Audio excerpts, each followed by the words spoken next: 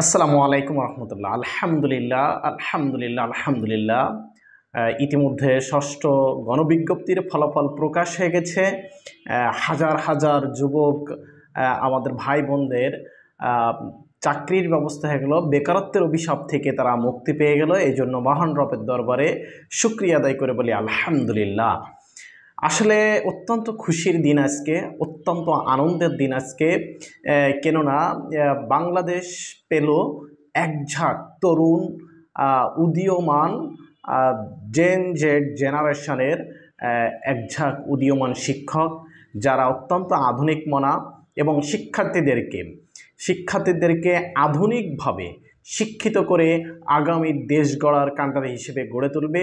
এবং বাংলাদেশ পেল একটি উদীয়মান একঝাঁক শিক্ষক সমাজ, যাদের হাত ধরে আগামীর বাংলাদেশ বিনির্মাণ হবে, যাদের হাত ধরে আগামীর বাংলাদেশ এগিয়ে যাবে এবং যাদের দিক নির্দেশনায় গড়ে উঠবে আমাদের ছোট্ট ছোট্ট শিশু কিশোর কিশোরীরা, যারা আগামীর দেশের কান্ডারি হবে। তারা হবে আপনাদের পরশ পাথরে, আপনাদের স্নেহে ধন্য হয়ে তারা আগামীর বাংলাদেশ বিনির্মাণে অংশগ্রহণ করবে।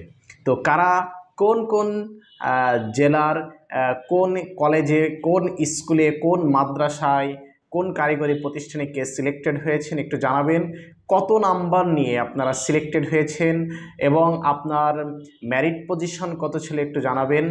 এবং যারা চাকরিটা হয়নি তাদের জন্য অবশ্যই বেদনা, অবশ্যই হতাশা। কেননা আসলে চাকরি মানে এমন, কেউ হাসবে কেউ কাঁদবে। এবার আপনার হয়নি, আপনার জন্য নেক্সট অপরচুনিটি রয়েছে। পরবর্তীর জন্য আপনি নিজেকে আরও প্রিপারেট করুন এবং আরও ভালোভাবে নিজেকে তৈরি করুন। এই দোয়া আপনাদের জন্য। আর যাদের হয়েছে তারা অবশ্যই নিঃসন্দেহে ভাগ্যবান এবং অবশ্যই আপনারা আপনাদের মেধার যথাযথ মূল্যায়ন পেয়েছেন। এবং আমি আশা রাখি এখন যারা চাকরিটা পেয়েছেন, অর্থাৎ যাদের চূড়ান্তভাবে সুপারিশ হয়েছে, তারা এখন যে প্রতিষ্ঠানে সুপারিশ হয়েছে সেই প্রতিষ্ঠানের প্রধানের সাথে সাক্ষাৎ করবেন এবং সেখানে গিয়ে পরিচিত হয়ে আসবেন। এবং প্রধান শিক্ষকের মাধ্যমে কিন্তু আপনার এখন থেকে পরবর্তী কার্যক্রমগুলো পরিচালিত হবে। এই জন্য প্রধান শিক্ষকের সাথে একটা ভালো আন্ডারস্ট্যান্ডিং করে গড়ে তুলুন।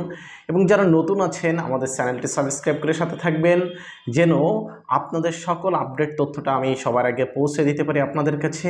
এবং আপনাদের যার যত প্রশ্ন আসে সব প্রশ্নগুলো আমাদের কমেন্ট বক্সে জানান। অসংখ্য ধন্যবাদ জানাই। যারা নতুন চাকরি পেয়েছেন তাদেরকে মুবারকবাদ জানাই। ধন্যবাদ সবাইকে।